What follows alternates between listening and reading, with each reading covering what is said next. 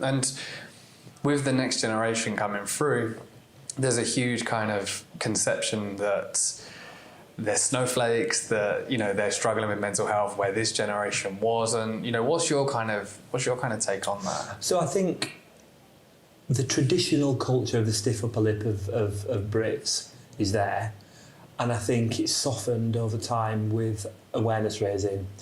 I think the pendulum in certain areas, not all the areas and not all the time, has swung a little bit too far the other way at times, which is why you do get a little bit of the snowflake discussions. Mm-hmm. But I think it will normalise over time. I think it will come back to a stage where it is talked about and developed in a much more measured way.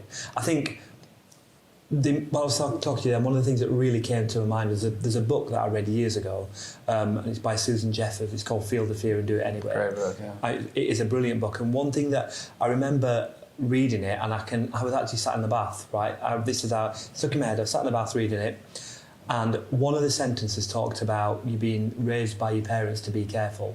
They always, when you go out to play, you go out on your bike, they say, be careful, be careful.